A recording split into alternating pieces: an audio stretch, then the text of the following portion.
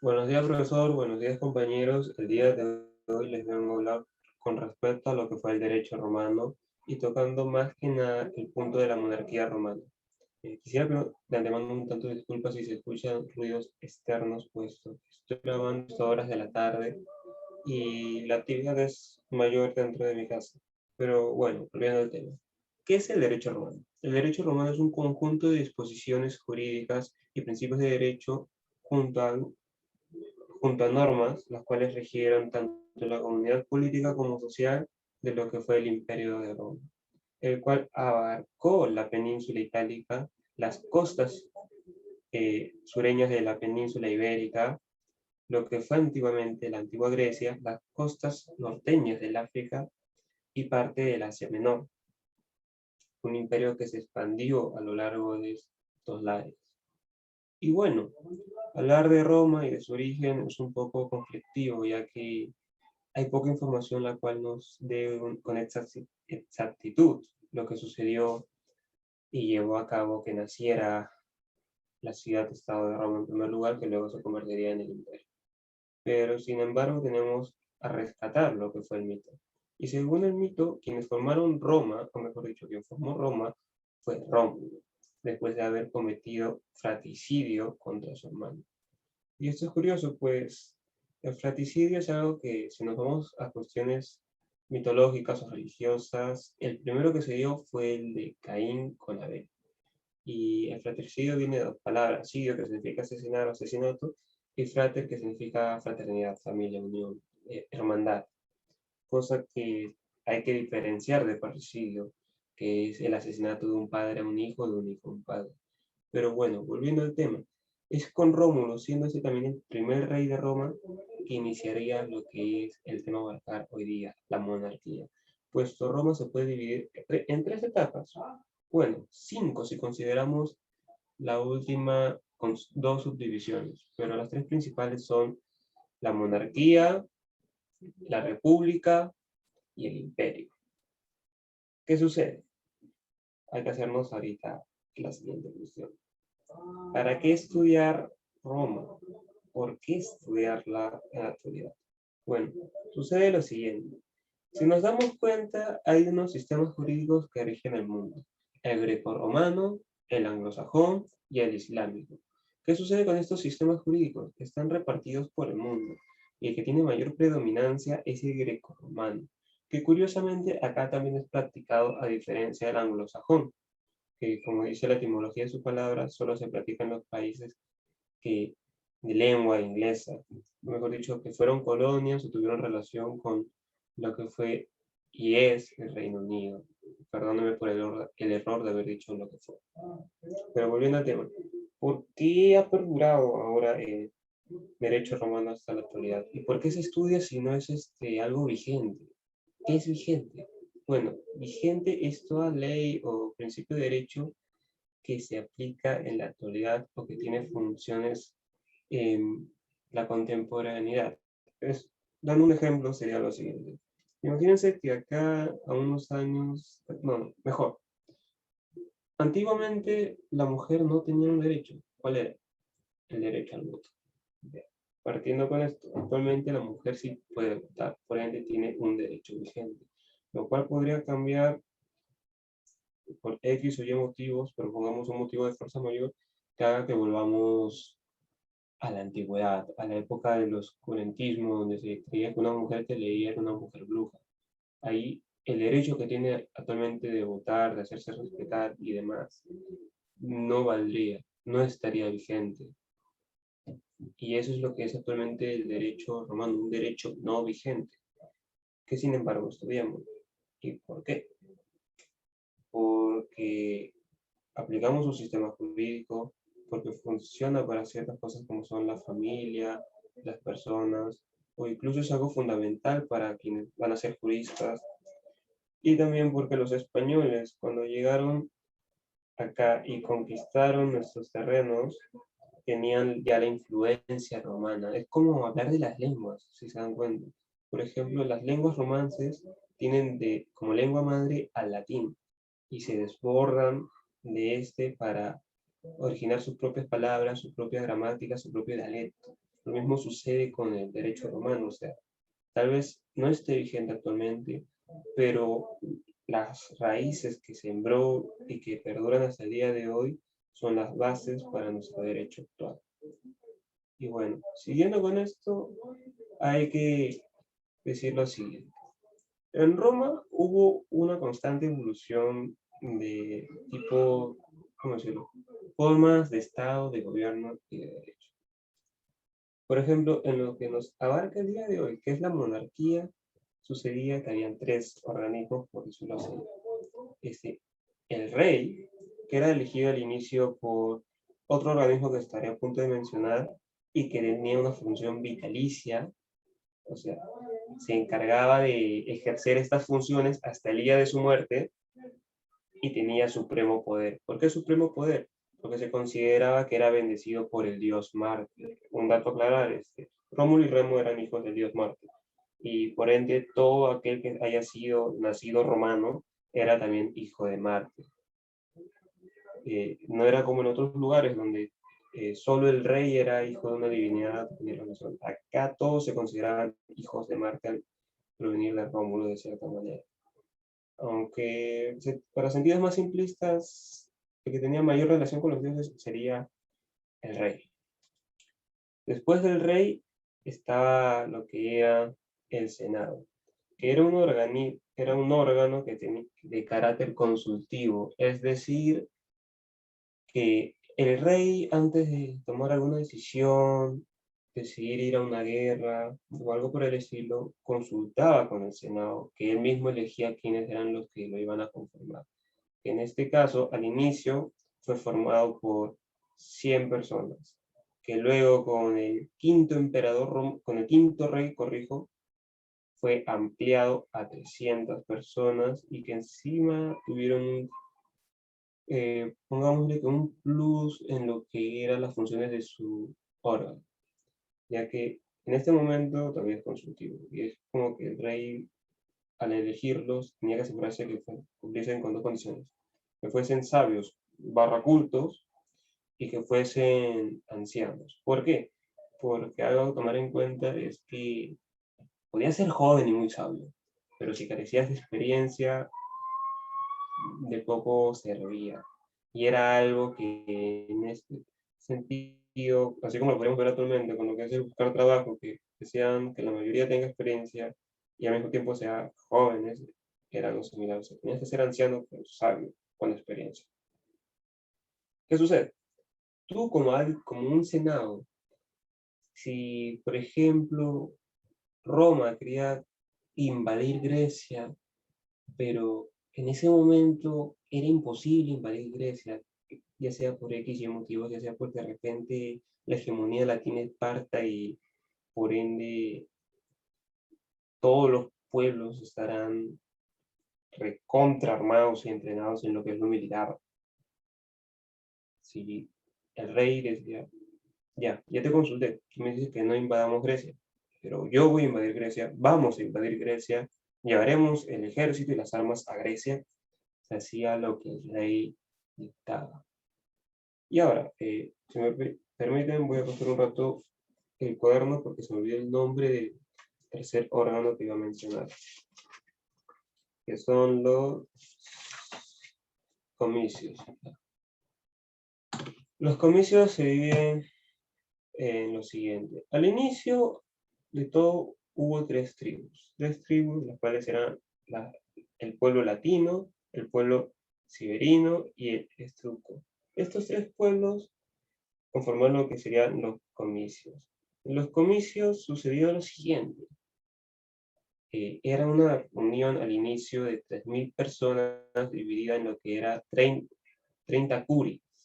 ¿Qué son las curias? Las curias es, por decirlo así, cada curia representaba un grupo selecto de 10 patricios, que eran, por decirlo así, los padres familiares de los gentilicios, personas que compartían lazos familiares de antigüedad y demás, y que encima eran los que decidían tanto en lo político, tanto en lo religioso como familiar, y que tenían de subordinados, por decirlo así, a los plebeyos.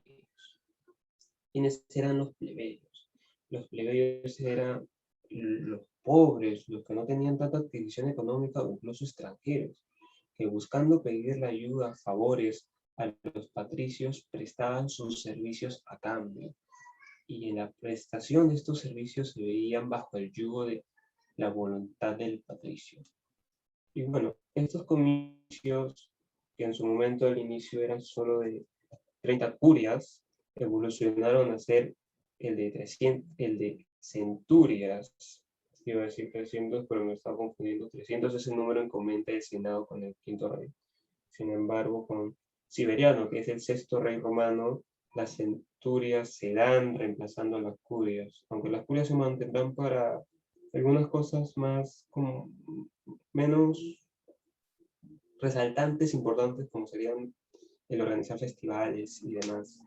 Pero ahora con la reforma siberiana, que es una reforma de carácter de censo económico que hace el rey siberiano, sucede lo siguiente. Se dividirá lo que son, ya no de una forma equitativa como era con las curias, que de los 3 pueblos eran 10 curias para cada uno y por ende cada pueblo tenía un total de 1000 personas que lo representaban, puesto que en este caso ahora se dividirá según el poder adquisitivo económico de la persona. Por ejemplo, la primera clase tenía un total de 80 centurias, la segunda tenía 20, la tercera también 20, la cuarta 20 y la quinta 30, sin contar las 18 que tenían los militares y unas 5 más, que ahorita mismo no podría decirles a ciencia cierta de quiénes pertenecían.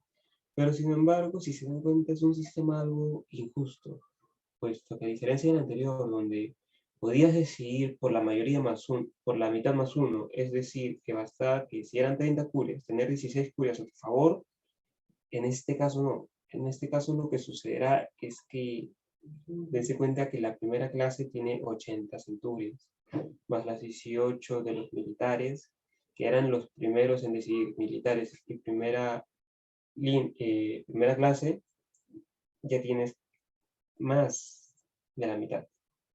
Y teniendo más de la mitad, si todos estaban de acuerdo en un animato de sus partes, ya era innecesario que las otras centurias sigan discutiendo lo que se iba a suceder, puesto que los comicios tenían un carácter de ejercer leyes, que a futuro también los tendría el Senado. Y bueno, mientras que los comicios ya lo tenían desde que eran curias, el Senado lo tendrá recién con el quinto rey. Sabiendo todo eso, hay que pasar a lo siguiente. Tenemos que dar unos ejemplos de lo que son los derechos. Por ejemplo, existe para lo que es Ulpiano el derecho público, el derecho privado, el derecho de gente, el derecho natural, el derecho civil, el derecho honorario, el derecho no escrito y el derecho escrito. ¿Y qué significan todos estos? Bueno, los más resaltables son el público, el cual se trata del Estado con otros estados o consigo mismo, y el trato que tiene con los particulares y el derecho privado, el cual se trata de los particulares entre ellos con respecto a sus patrimonios o familiares. Pero, por ejemplo, el derecho natural es un derecho que se consideraba según tanto la religión, puesto que algo que me olvidé mencionar es que al inicio el derecho romano, su estado primitivo, se da con que quienes ponen el orden son los sacerdotes, ya que en la antigüedad, como en otros pueblos, sucede lo siguiente. La religión ayuda mucho a ordenar un pueblo, a darle un carácter, normas, costumbres que en la época monárquica habrá que rescatar demasiado, puesto que con estas son las que se rigen, por decirlo así, los juicios que se van a dar, que puede ser de plebeyos con plebeyos, patricios con patricios, o los más injustos, que eran los patricios contra plebeyos, que no se podría decir lo contrario, puesto que siempre se beneficiaba el patricio, ya que, si, ¿cómo decirlo? No había forma de que perdiera un patricio ante un plebeyo. De repente, en un caso anterior donde 2 plebeyos estaban discutiendo y uno asesinó a otro, obvio que fue culpable el plebeyo. Pero imagínense ahora que un patricio intenta asesinar a un plebeyo y falla. y se arma un juicio. El patricio va a salir inocente, porque el encargado de esto va a beneficiar al patricio, puesto que el patricio tiene en lo que es sus juicios a otro patricio, pero con otro cargo, con otro título. Y esto va a originar un conflicto, una disputa en lo que es plebeyos y patricios, que va a llevar a cabo a que ante la exigencia de una mayor igualdad de parte de la plebe, que es como se conoce a nivel general a todos los plebeyos que se conforman, a que nazca lo que son las 12 tablas, que se da, cuando se abole lo que es el tribunal de la plebe y la magistratura de los patricios, dando paso a que los romanos, mandando a Grecia a un grupo de 10 varones,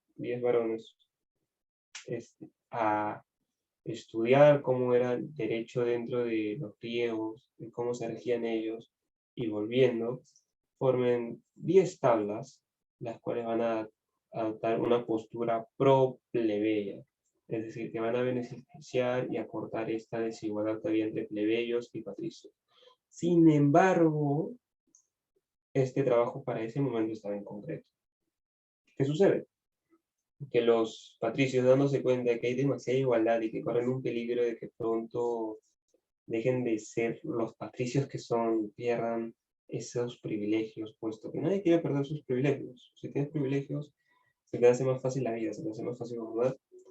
Convocaron a otros 10 varones, quienes crearon otras 2 tablas, solo que estos 10 varones eran conservadores, es decir, de una mente la cual consideraban que los plebeyos no podían ser tan iguales a los patricios. Y con estas 2 tablas más, que son antiplebes, más las 10 pro-plebeyas, se forman las 12 tablas. Y una de las cosas a resaltar de las antiplebeyas es que, por ejemplo, está prohibido el matrimonio mixto. ¿Qué es el matrimonio mixto según los romanos de la monarquía? Es la unión entre un patricio y una plebeya, o un plebeyo y una patricia, para evitar así lo que es el ascenso, entre comillas, de un plebeyo a un patricio, o sea, elevar su postura social. Eso es lo que sucede en este conflicto entre estos 2 grupos sociales, que se da más que nada por las injusticias que significaba el seguir órganos de poder como los comicios centenarios, los comicios centurios, que ya he mencionado antes de cómo estaba distribuido y de cómo bastaba con que los grupos de arriba decidan para que los grupos de abajo se vean perjudicados. Y bueno, habiendo hablado un poco respecto a Roma y su monarquía, podemos pasar a tocar leves cosas que nos ha dejado, que actualmente se siguen aplicando, pero con otro tipo de carácter o de nombre. Pues actualmente nosotros tenemos un derecho positivo. ¿Qué es un derecho positivo? Es un derecho que se rija a base de las normas y leyes que impone un Estado dentro de su soberanía, que pueden estar vigentes o no. Eso es lo que nos diferencia del derecho romano. Nosotros seguimos un derecho de carácter positivo, que gracias a los romanos, y podríamos comparar con lo que son el derecho público y el derecho privado, tenemos lo que es el derecho objetivo y el derecho subjetivo. Pero para hablar de eso, primero tenemos que aclarar un poco qué es el derecho. El derecho es un conjunto de leyes y normas las cuales ayudan a mantener una conducta o esperar tener un orden, una armonía dentro de una sociedad. Por ende, ahora podemos pasar a hablar de lo que es un derecho objetivo. El derecho objetivo es toda conducta la cual se debe aplicar, porque si no tendrá un castigo. Claro ejemplo tenemos en el Código Penal. Por ejemplo, si tú arrebatas una vida, te irás preso. Y luego tenemos el derecho subjetivo. El derecho subjetivo es lo que te permite a ti exigirle a otro la obligación de su derecho, la obligación de tu derecho. Como que, ya, el derecho objetivo castiga el asesinato con pena de la libertad. El derecho subjetivo es que hey, yo tengo derecho, exijo mi derecho a la vida, o sea, nadie te puede lastimar, nadie te puede intentar matar, asesinar, porque es tu deber, o sea, no es tu deber, por eso, es su deber respetar tus derechos. Estás exigiendo derechos que él debe acatar por obligación. Esto, y no solo en ese sentido, sino que también en sentidos más simplistas, como podría ser de repente un choque. Pongamos que tú chocas con alguien. O sea, por derecho objetivo podrías demandarlo y él tendría que pagarte la suma de daños y perjuicios y de repente incluso ir preso según la condición del choque. Si es que la persona que te chocó ha manejado ebria, si está a una velocidad que superaba los límites. Pero si no estamos en casos tan extremos, podemos pasar a lo que es un carácter de conciliación entre dos partes. ¿Qué es la conciliación? Es el mutuo acuerdo que tienen dos personas con respecto a algo para evitar llevarlo a decisión del Estado, que esto sería algo de derecho público, que se cumple en el derecho cristiano romano, donde el Estado interviene entre los particulares, mientras que si lo concilian ustedes sería de carácter de derecho privado. No sé si me estoy dejando entender hasta este momento, realmente espero que sí.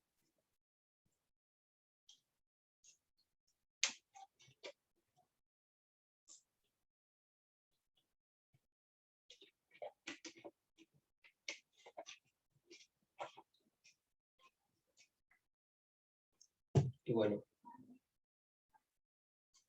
habiendo dicho todo esto, ahora quiero hacer un pequeño resumen de lo que he hablado para tenerlo en claro. El derecho romano. ¿Qué es el derecho romano? Es un conjunto de disposiciones jurídicas y principios de derecho los cuales rigieron en la comunidad política y social de lo que fue el antiguo imperio romano, monarquía romana o república romana. ¿Por qué es tan importante estudiarlo? Porque es la base jurídica en la cual nosotros estamos, que es el derecho, es la jurisdicción grecorromana. ¿Por qué a qué se debe que haya perdurado tanto? Porque los conquistadores españoles, cuando llegaron aquí, trajeron consigo lo que eran unas leyes que ya tenían como bases las de los romanos, la de derecho romano, la de derecho romano privado, Ius Roman Private. ¿De qué, de qué a qué edad dura el derecho romano? Bueno, el derecho romano abarca desde el asesinato de Remo por parte de Rómulo hasta la muerte del emperador Justiniano. ¿Qué es el derecho público objetivo subjetivo? El derecho es aquel que construye las leyes. El derecho objetivo es aquel que se encarga de penalizar todo lo que se puede infraccionar y el derecho subjetivo es la exigencia que uno puede hacer con respecto a otros sujetos sobre los derechos que se deben mantener.